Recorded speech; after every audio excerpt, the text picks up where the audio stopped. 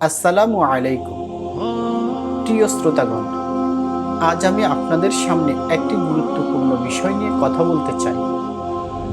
সাম্প্রতিক সময়ে আমরা লস অ্যাঞ্জেলেসের ভয়াবহ আগুনের কথা শুনেছি।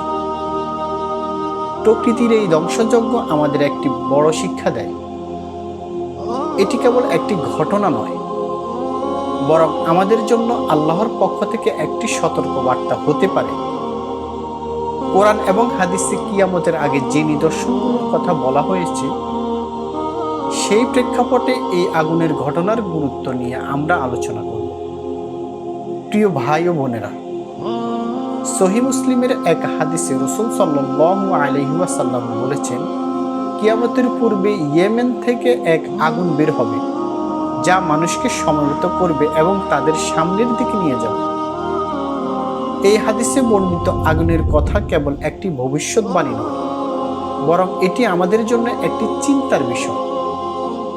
আজ আমরা লস অ্যাঞ্জেলেসের আগুন দেখে ভাবতে বাধ্য হচ্ছি, আল্লাহ কিভাবে আমাদের স্মরণ করিয়ে দিচ্ছেন তার শক্তি এবং ক্ষমতা।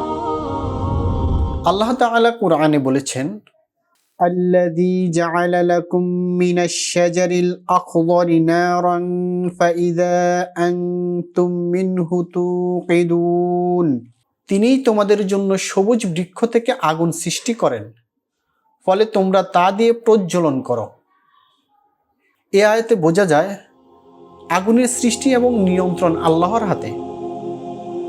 আল্লাহ যখন চান, তখন এই আগুন আমাদের জন্য আশীর্বাদ হয়, কিন্তু যখন আমরা সীমা লঙ্ঘন করি, তখন এটি আমাদের জন্য পরীক্ষা বা শাস্তির মাধ্যম হয়ে যায়। লস অ্যাঞ্জেলেসের আগুন আমাদের মনে করিয়ে দেয় কিয়ামতের সেই ভয়াবহ আগুনের কথা, যা মানুষকে হাসরের ময়দানের দিকে ধাবিত করবে। কোরআনে আল্লাহ বলেন, ইয়াউমাইযিন ইয়াসদুরুন নাসু আশতাতাল লিয়ুরাউ আ'মালাহুম। সেদিন মানুষ দল বেঁধে বের হবে, যেন তারা তাদের কর্মফল দেখতে পায়। ভাই ও বোনেরা, সেদিন কেউ আল্লাহর আদেশ অমান্য করতে পারবে না। প্রত্যেকেই তার কাজের হিসাব দিতে বাধ্য হবে। আজকের এই ভয়াবহ আগুন আমাদের একটি বড় শিক্ষা দেয়।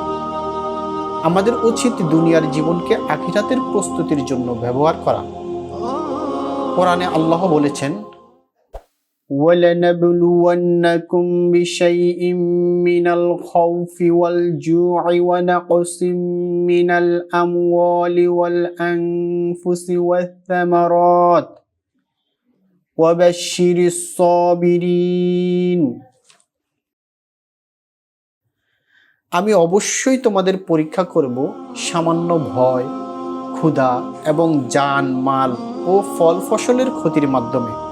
তবে সুসংবাদ দাও ধৈর্যশীলদের। আমাদের ধৈর্য ধারণ করতে হবে। আমরা যেন এই ধরনের ঘটনায় সতর্ক হই এবং নিজের জীবনের প্রতিটি মুহূর্তে আল্লাহর কাছে ক্ষমা প্রার্থনা করি। ভাই ও বোনেরা, এই ধরনের ঘটনা আমাদের জন্য সুযোগ দেয় আল্লাহর দিকে ফিরে আসার। আমাদের উচিত গুনাহ থেকে তওবা করা এবং আল্লাহর রহমতের জন্য দোয়া করা।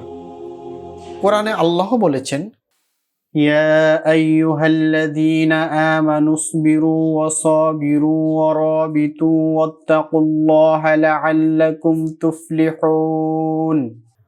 তোমরা আল্লাহকে ভয় করো, যেন তোমরা সফলকাম হও। প্রিয় শ্রোতাগণ, লস অ্যাঞ্জেলেসের এই আগুন আমাদের জন্য একটি শিক্ষা। এটি আমাদের মনে করিয়ে দেয়, আল্লাহ আমাদের সতর্ক করেছেন কিয়ামতের ভয়াবহ দিনের জন্য। আসুন আমরা নিজেদের জীবনের প্রতিটি কাজকে আল্লাহর নির্দেশ মেনে করি। আমরা তওবা করি এবং সৎ পথে চলার অঙ্গীকার করি।